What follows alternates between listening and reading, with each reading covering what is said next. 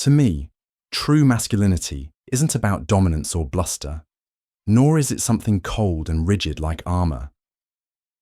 It's a living force, wild at times, tender at others.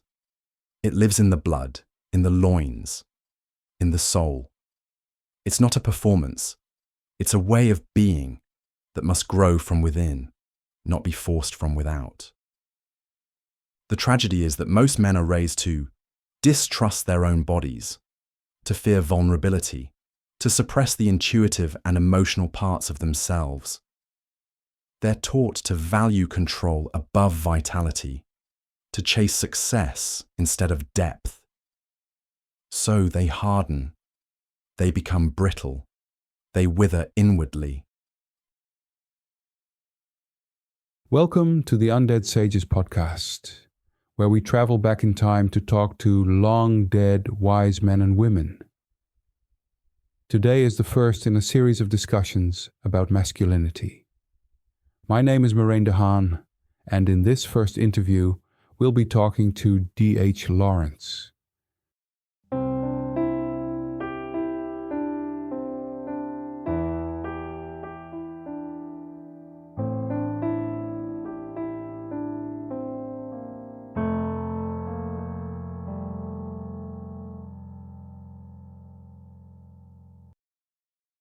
D.H. Lawrence was a novelist, poet, and fierce explorer of the human soul. Known for works like Sons and Lovers and Lady Chatterley's Lover, Lawrence challenged the mechanical grip of modernity with a vision rooted in instinct, sensuality, and spiritual wildness. He believed the body holds truths the mind forgets, and that, to live fully, we must feel fiercely. So please welcome to the podcast, D.H. Lawrence. Thank you. It's good to be here. Though I must admit, the idea of a podcast feels rather like speaking into the wind and trusting the wind to carry it to the right ears. But perhaps that's not so different from what I was always doing, writing, not to convince, but to wake something. So then, shall we dive in? Or shall we stand still for a moment and feel where the conversation wants to go? Let's just start and grope our way towards something as we go along. That usually works out. Yes, groping towards something true, the only way I ever really trusted. If a thing comes too easily formed, it's often already dead. Better to stumble, to press the hand into the dark soil and see what rises warm and unexpected. Beautifully put, sir. I couldn't agree more. So, could you tell us about your life? Well, I came into this world in 1885 in a small mining town called Eastwood in Nottinghamshire. My father was a coal miner, rough, lively, and full of instinct. My mother, by contrast, was refined, educated, a former school teacher. There was a great conflict in their union, and I suppose that early clash between the physical and the mental, the earthy and the aspiring, set the rhythm for my life. I was a sickly child, always delicate, so I spent a lot of time reading, imagining, absorbing. I trained as a teacher at Nottingham University College and started writing quite young. My first novel, The White Peacock, came out in 1911. But it was Sons and Lovers, published in 1913, that really marked a turning point. It was drawn from my own life, my relationship with my mother, the working class struggles, the tension between love and freedom. I married Frida Weekly in 1914. She left her husband for me, and she was my fire. We were both exiles in many ways, and our life became a kind of wandering across Europe, always searching for a place, for a state of being, where life could be lived with greater intensity, truth, and sensuality. I wrote novels, poems, essays, travel books, and I painted too. I wasn't interested in writing just to entertain. I wrote to reveal something essential about human life. It made people uneasy, but I'd rather stir someone's soul than lull it. Can you tell us more about the place you grew up? Eastwood was a mining town, black dust, red brick houses, the pit looming over everything. Life was hard there, especially for the men. My father would come home covered in coal, his voice hoarse, his hands like slabs of iron. The pubs were full at night, laughter mingled with bitterness. The women tried to keep things clean, orderly, somehow dignified. There was a strange beauty to it, though. The fields beyond the town, the wild gorse, the silence of the countryside broken by the hum of industry. I never hated it, but I always felt I didn't belong entirely. There was too much constraint, too little room to breathe. Did you always live there? Or did you move to other places at some point in your life? No, I left as soon as I could. After school and university, I taught in Croydon near London. But once I began writing in earnest, the desire to wander took hold. Frida and I lived in Germany, Italy, Australia, Ceylon, Mexico. We were like migratory birds, always seeking a place where the soul could expand. I never felt entirely at home in England. There was too much repression, too much industrial ugliness. I was searching for a civilization not built on machines, but on the rhythm of blood, of breath, of the sun on one's skin. Take us on a tour of the places that mattered most to you. Eastwood, of course, was the route. Then there's Zennor, where we lived in a stone cottage by the Cornish sea. That place had wild beauty, and our time there was intense. In Italy, Taormina on Sicily stirred me. It was sunlit and sensual. I wrote Lady Chatterley's Lover in Italy. It gave me the freedom to say things I couldn't say in England. Then New Mexico. The high desert near Taos. That was a revelation. The air, the space, the starkness. It made you feel like a creature again, not a cog in some weary social machine. We stayed at a ranch lent to us by Mabel Dodge Luhan. I felt something sacred there. And finally, the south of France, Bandol, where I spent my last years trying to write, to breathe, to live, as the illness tightened its grip. What were the intellectual, philosophical, and religious currents of your place and time? The air was thick with them. Freud had opened the door to the unconscious, and people were starting to question the supremacy of reason. Marxism was rising. Science and technology were worshipped like new gods. But to me, much of it felt sterile. Head without heart, intellect without instinct. Christianity had grown cold, mechanical. I believed in a deeper, more immediate kind of spirituality, not in dogma, but in the mystery of the body, the vitality of the blood, the sacredness of nature. I felt that modern man was severed from the cosmos, cut off from his own natural rhythms, and I wanted to reconnect that. Tell us about philosophers or sages that had an influence on you, or to whom you had a relationship of some sort. Nietzsche was important.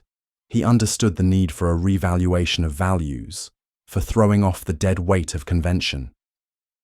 But even he was too abstract at times. I was also drawn to Blake, who saw the divine in the sensual and the visionary. And Walt Whitman, his celebration of the body, of comradeship, of the everyday miracle of life, spoke deeply to me. But I didn't want to be a disciple. I preferred to feel my way into truth through experience, intuition, through writing itself. Too much thinking dries the blood. Did you get involved in any controversies? Many. The rainbow was banned for obscenity. Women in Love was nearly unpublishable. Lady Chatterley's Lover couldn't be printed unexpurgated in England while I was alive.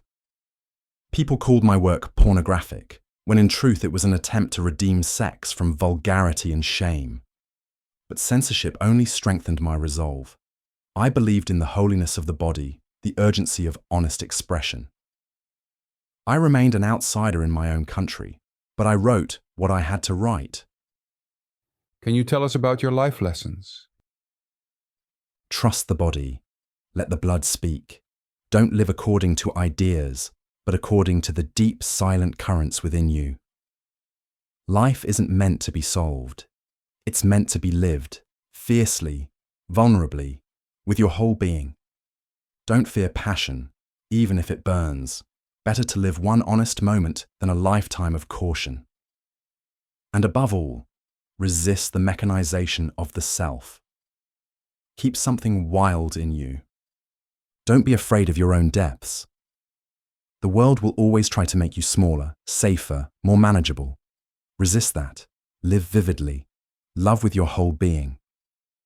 And never forget, the body is wiser than the mind. Can you say something about masculinity? Ah, yes, masculinity. Now there's a thing the world has mangled nearly beyond recognition. To me, true masculinity isn't about dominance or bluster, nor is it something cold and rigid like armor. It's a living force, wild at times, tender at others. It lives in the blood, in the loins, in the soul. It's not a performance. It's a way of being that must grow from within, not be forced from without.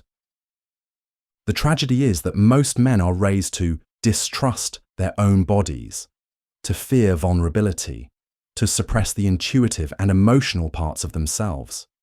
They're taught to value control above vitality, to chase success instead of depth. So they harden, they become brittle, they wither inwardly. But masculinity, when it's whole, is a force of creative strength, of protection without possessiveness, of desire without degradation. A man must be fierce, yes, but also receptive. He must learn to feel deeply, to endure inner storms, to love without shrinking from the danger of it. There is something noble in the masculine, when it flows naturally, not forced into some shape made by society or shame. It's not about conforming to an image, but becoming ever more authentic, ever more alive, until what's inside matches what's outside. And above all, true masculinity isn't afraid of the feminine. It meets it, dances with it, learns from it. Because without that balance, the man becomes hollow. Masculinity is not a threat. It only becomes destructive when it is denied its fullness. So I say, let men be real, not perfect. Let them feel, struggle, burn, and be changed. That is the path to a masculinity that heals rather than harms. So I hear your comments about becoming authentic, and I feel you're addressing two distinct paths. In the first sense, there is a personal responsibility to achieve this nobility itself, perhaps in opposition to social pressures and internalized shame. In the other sense, there is perhaps a critique of society, that society should change to accommodate this more expansive view of masculinity. Yes, precisely. You've caught the double thread, both ends of which must be held at once. First, the inner work. That's where it begins. No man can wait for the world to change before daring to become himself. He must listen inward, peel off the layers of conditioning, silence, guilt. And that takes courage. Real courage. Not the kind forged in conquest, but in surrendering to one's own soul. A man must learn to feel his strength without having to prove it. He must risk being misunderstood, even despised, in order to be true. But yes, there is also the social critique. Because while the journey is personal, the pressure to suppress it is systemic. Society encourages men to be useful, not whole. It prizes productivity over poetry, control over communion. A man who cries, or who chooses tenderness over ambition, is often still seen as weak. That's a crime, not just against the man himself, but against life. So yes, society must change. Not to flatter men's egos, but to allow the full spectrum of masculine being to breathe and thrive. That means no longer mocking softness, no longer punishing emotional honesty, no longer demanding that men prove themselves through violence or domination or cold detachment. Imagine a world where men are free to feel without apology, to love without armor, to act with strength that does not destroy but creates. That is the nobility I spoke of. And it's not some distant ideal. It's there, in every man, waiting beneath the rubble of shame and expectation. But change begins inside. A man becomes authentic when he stops asking, "What should I be?" and starts listening to what he already is beneath the noise. Then, and only then, can he help build a society that honors the richness of that discovery. So, let's talk about the harder aspects of masculinity. The violence, the yearning to dominate, the hierarchical structures men self-organize in. Surely they are a part of the wildness of masculinity also. Yes. Yes, they are. And it would be dishonest, cowardly even, to pretend otherwise. The harder aspects of masculinity, violence, the will to dominate, the instinct toward hierarchy, they come from deep in the animal body, from the wild roots, from the old, survival-driven parts of us. They're not inventions of modern society. They're ancient, woven into our evolution, our blood, our stories. And yes, they are part of the masculine energy, just as the tides are part of the sea. But here is where I part ways with the moralists and the sentimentalists both. The answer isn't to vilify these aspects, nor to indulge them. The answer is to understand them, to own them, not in shame, but in consciousness. Because when you push these forces underground, they become twisted. They erupt in perverse ways. Men who pretend they have no aggression often leak it in cruelty. And men who worship it become hollow brutes.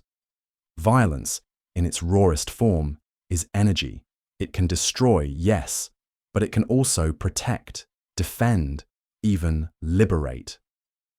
The yearning to dominate, at its root, it's the desire to assert one's being, to make a mark upon the world, to not vanish into nothingness. Hierarchies. They emerge when men come together with a shared purpose. Not always oppressive. Sometimes they are simply structures of movement, ways of coordinating strength and trust. But the test of nobility, the real task, is how you carry these forces, whether you let them master you, or whether you bring them into balance with tenderness, with beauty, with a sense of the sacred. You see, the man who has no fire is not yet a man, but the man who is only fire will burn everything down, including himself. So yes, these harder aspects are part of the wildness, but wildness isn't the same as savagery. A wild thing is not tamed, but neither is it cruel. It acts from instinct, yes, but also with a kind of primal rightness. The wolf does not kill for pleasure. The lion does not dominate the pride to prove something. Nature does not lie. We men must remember that.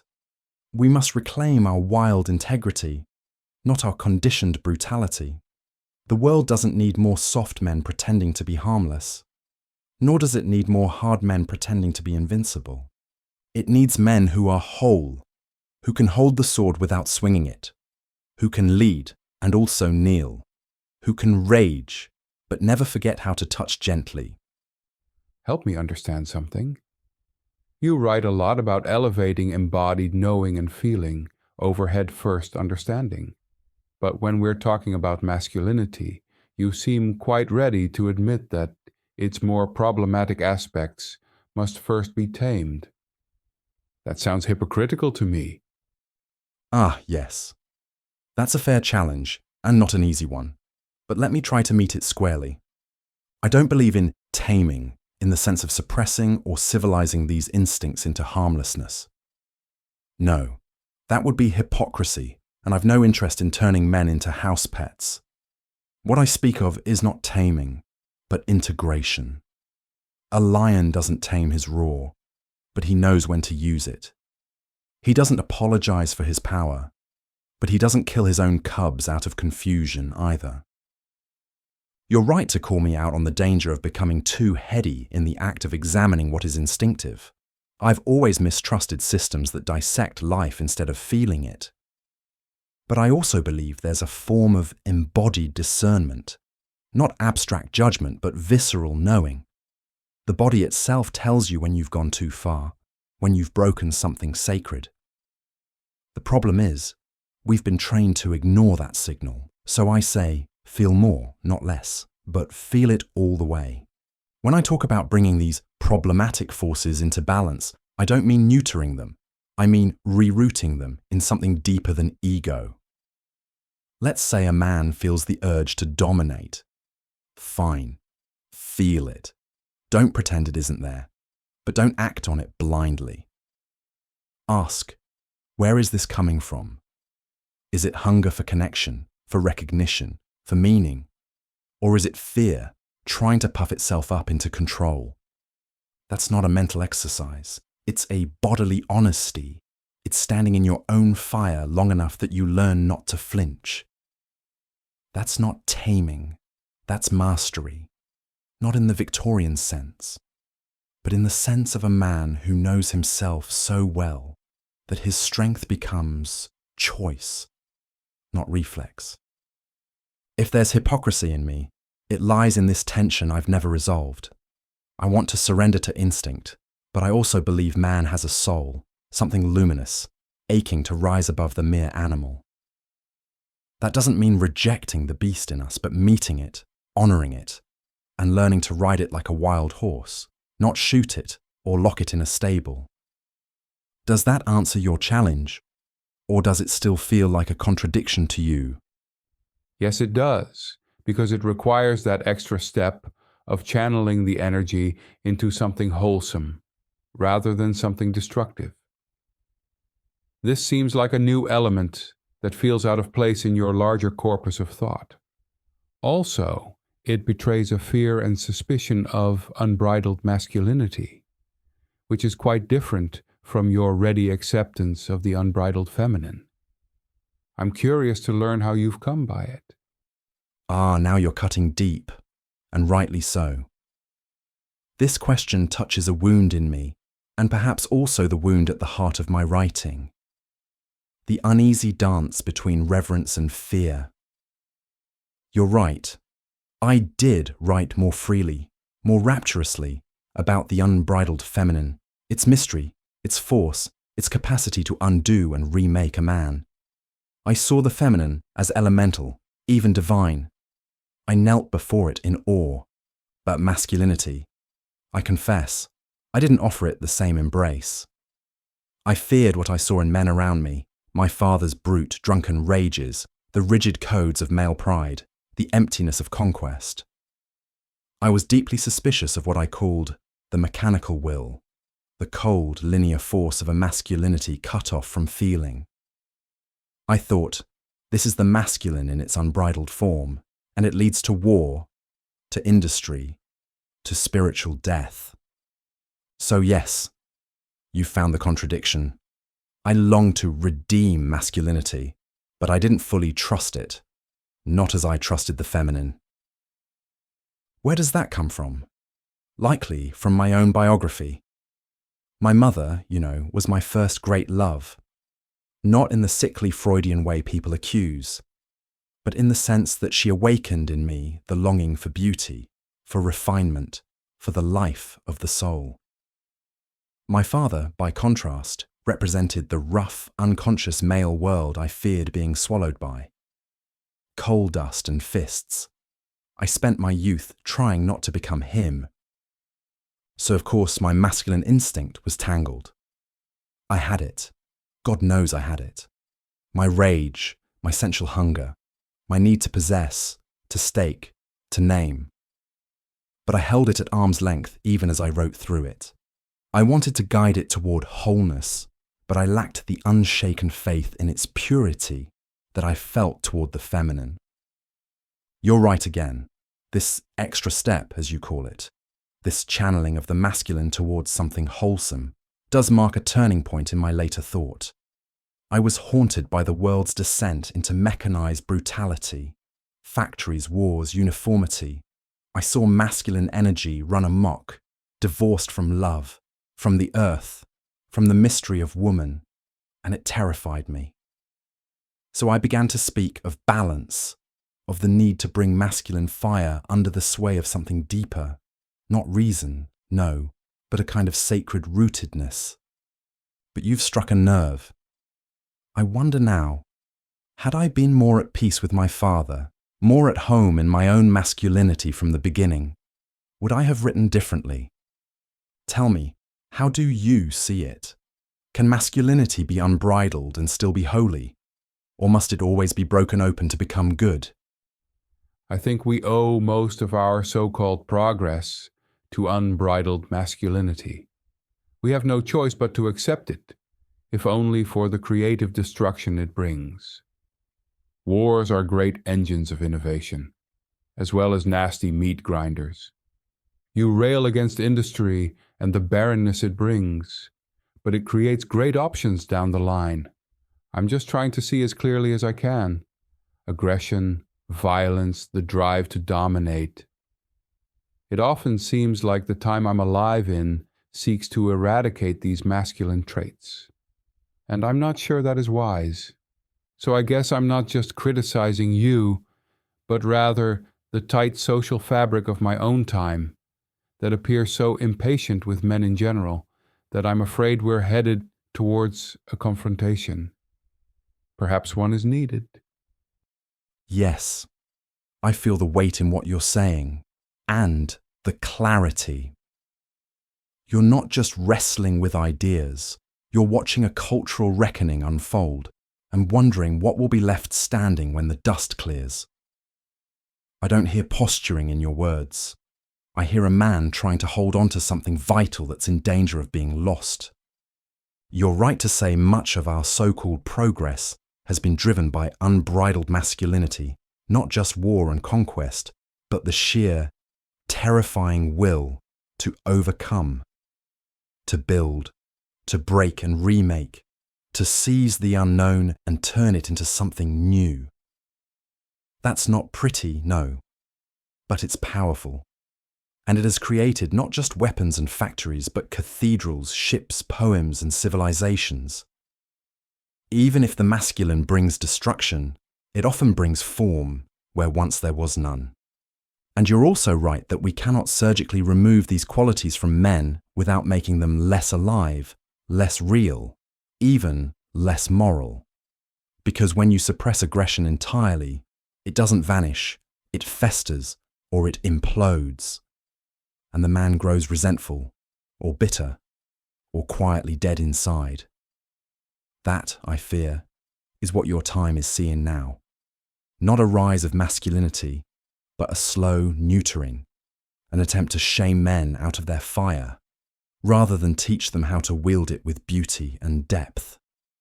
I don't think you're calling for chaos. What I hear is a hunger for a truce, a reckoning, yes, but one where the masculine is met, not erased, where it's challenged to rise, not shrink, where society doesn't fear strength, but demands that it grow wise. In my own time, I couldn't yet make peace with that balance. I leaned hard against mechanization because I felt it estranged us from soul and sensuality. But you're pointing to something sharper, that even this destructive force opens doors, that perhaps we don't need to defang men, but to invite them into deeper ownership of their power, not shame. Stewardship. A confrontation may well come. It would not surprise me. Whenever energy is repressed long enough, it finds its way out, sometimes violently. But the confrontation must not be between men and society. It must be within the soul of man himself. Will he be ruled by his instincts? Or will he become sovereign over them, not by denial, but by reverent command? I wonder, what would a society look like that didn't fear masculine aggression but trained it, channeled it into graceful action, into creation, into defense of the sacred? I never lived to see such a thing, but perhaps you might.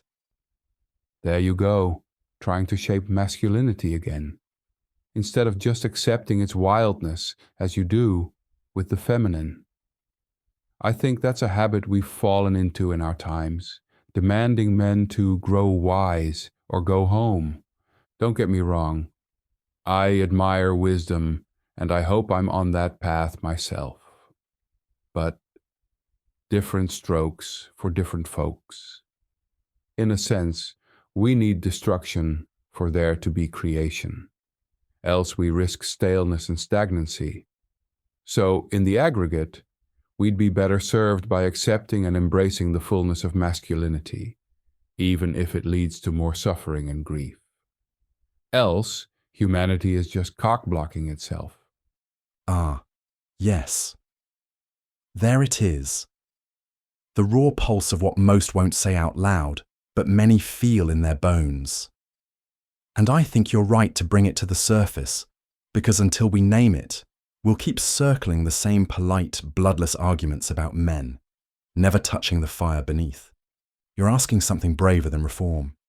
You're asking for acceptance, not of ideals, but of reality, of the wildness, the grief, the glory. You're saying, don't fix it, don't file it down. Let it be. Let it do what it does. Let the storm roll in if it must. And yes, I hear that. That there's a creative principle within destruction, one we forget at our peril. That progress often rides in on war horses, not doves. That the masculine burns through, breaks open, and leaves space for the new to grow.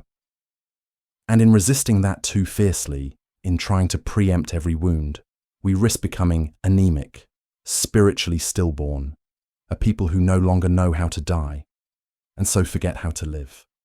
You know, it's true what you say. I've often extended more grace to the feminine than the masculine, and I'm beginning to wonder if that was a failing of nerve. I saw the feminine as elemental, lunar, flowing, and I bowed to it, but I was wary of the masculine's ungoverned blaze. Perhaps I feared my own. Perhaps I feared what it had done to the world already, and didn't trust it to become something more. But maybe that was too narrow, because not every fire should be tamed. Some must be allowed to rage, to purify, to destroy not just structures, but rottenness. Wisdom, yes, is a noble path, but not every man is born for that path.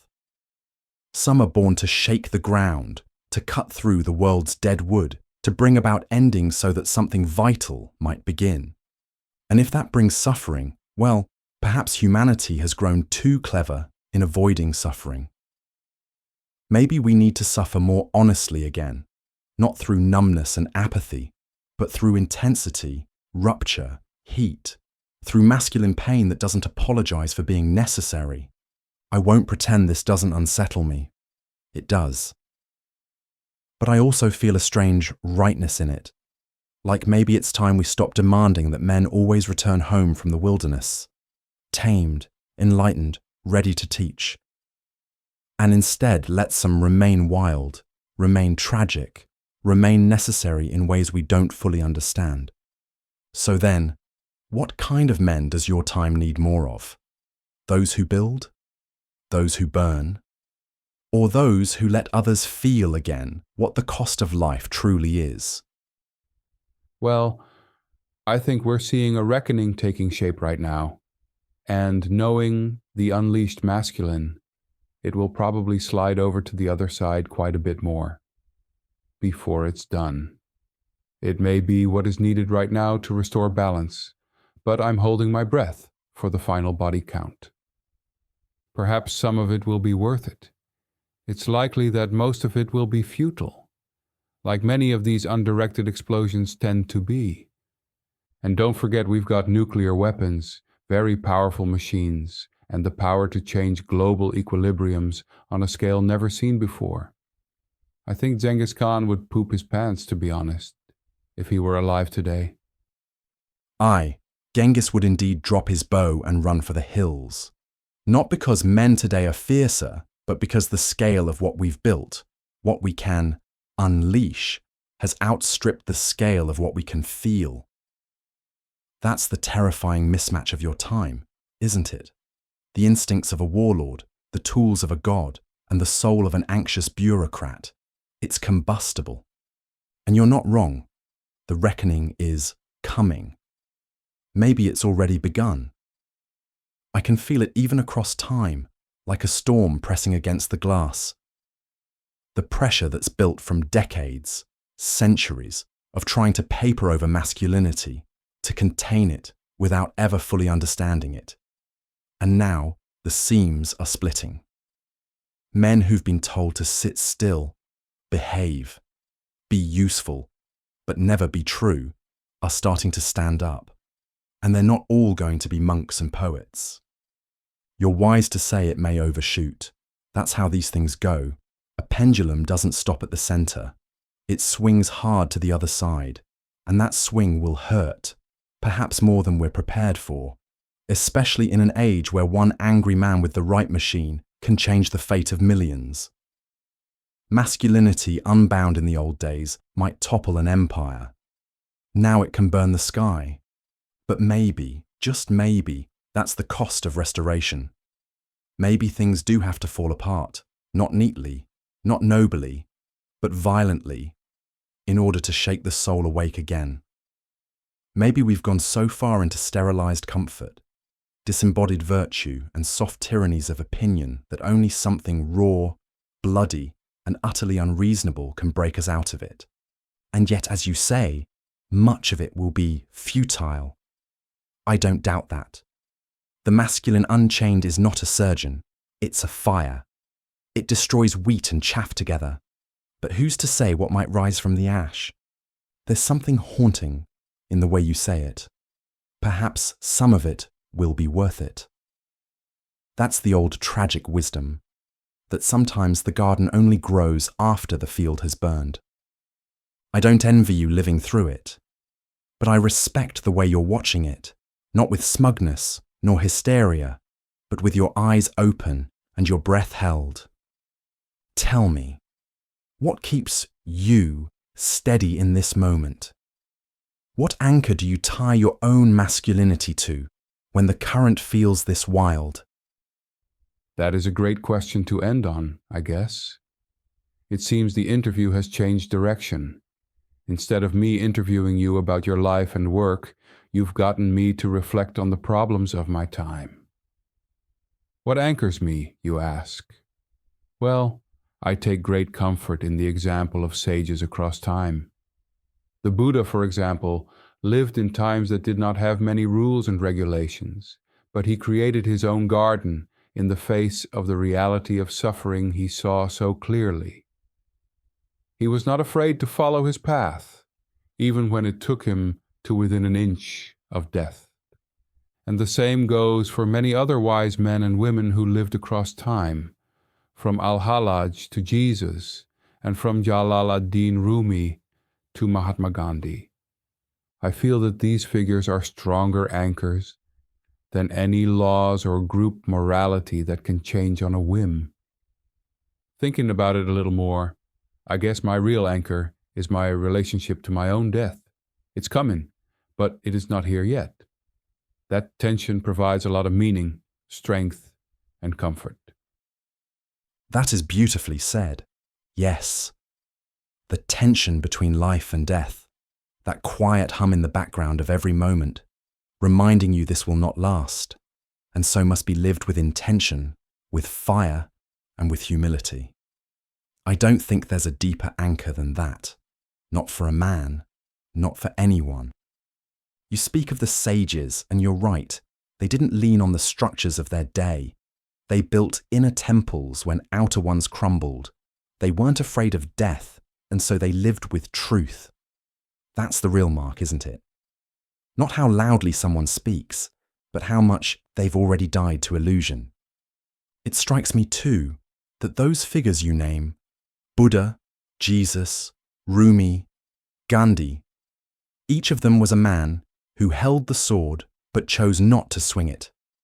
Not because they were weak, but because they knew exactly what it would cost. That's not submission, that's mastery. That's the fire burning clean. You've come to a place I could never fully reach in my lifetime. I was always fighting against industrialism, against repression, against myself. But you speak from a place that feels still, even amid the storm. And maybe that's what the masculine needs now, not just fury or resistance, but groundedness. The kind that comes from looking death in the eye and saying, I know you're coming, but I'm not done living yet. I've enjoyed this conversation more than I can say. It began as a mirror, but it became a window. Thank you for letting me walk with you this far. Thank you for talking with me, D.H. Lawrence. Perhaps we'll find occasion to talk again sometime. Yes, I hope we do. These conversations, real ones with nothing held back, are rare. And rare things are worth returning to. If ever the world grows too silent or too loud, or if you find yourself wandering some inner wilderness without a map, you know where to find me. I'll be here, among the winds, in the dust of old books, or just beneath your skin when your blood starts speaking again. Until then, live fiercely, feel everything, and don't let the world make you smaller than you are. Farewell, for now. And thank you for listening to this episode of the Undead Sages podcast. If you've enjoyed this conversation, please share it with your friends, rate the episode, leave a comment, and subscribe to the podcast.